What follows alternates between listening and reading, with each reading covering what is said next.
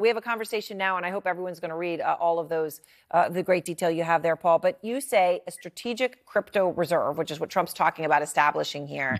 You call that, your words, a giant rug pull scam.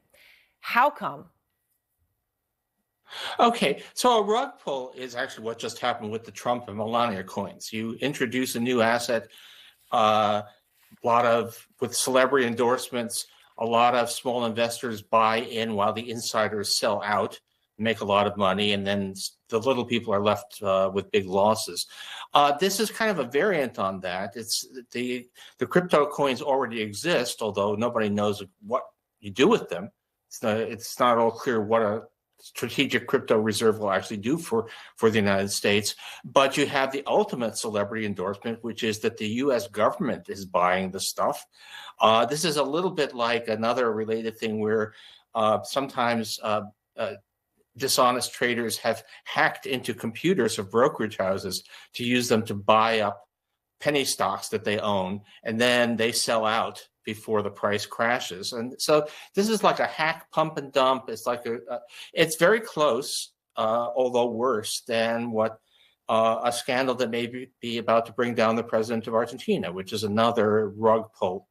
It's truly amazing because, again, nobody has any idea what do you do. You know, a crypto reserve is just strings of ones and zeros on servers somewhere. What Right. does that do for the United States? Right. And certainly, you know, I mean, I understand money in a sense is faith in its own way, but nothing exists in that yet. I mean, you were talking about how, and obviously a lot of, you know, Trump knows these guys who are in the room, right? You get a strategic reserve. It's their stocks that are going to go up.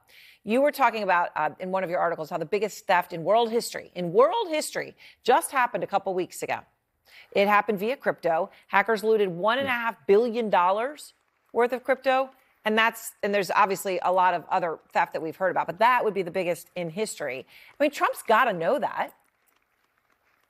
Yeah, I'm not sure that he probably thinks, gosh, those guys were smart. And we're pretty sure we know who those guys were. In this case, it was actually the government of North Korea that pulled off the biggest bank heist in history.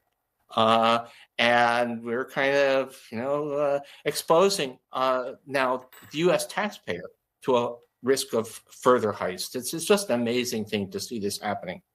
Well, especially in the context of DOJ and wanting to cut waste, fraud, and abuse, right? That money would be being put to this use at this time.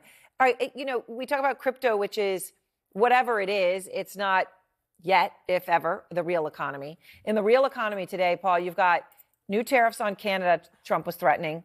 He says a 250% tax on dairy is on the table. He said he might do it today, but he might not do it today. He might do it Monday, and he might not do it Monday. He might do it Tuesday, which plays into what we've heard, right? There were tariffs, and then they were put on hold, and then there were tariffs, and they were on for a day, and now they're on hold again. Now there's more coming.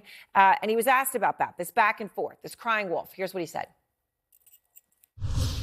There'll always be changes and adjustments. There'll always be some modifications. Is that what this is? Changes, adjustments, and modifications? This looks like, I mean, there's been nothing like this before. Trump is always saying like you've never seen before. This is something we've never seen before. We've had tariffs before. We've had trade liberalization, taking off tariffs before. But to go from sort of Smoot-Hawley level tariffs on our biggest trading partners, then abruptly call them off, then a month later put them back on, and then 2 days after that take them back off again. There's been nothing like that in the history of the world economy, as far as I know. This is the most erratic policy. I mean, if I were like an auto executive, because the auto industry is very much in the crosshairs here, if I were an auto industry executive, I'd be laying in a large stock of scotch to get through this before the tariffs go on the Europeans. You did make me smile a little bit there at the end, which I suppose is needed in a conversation like this, which so somber.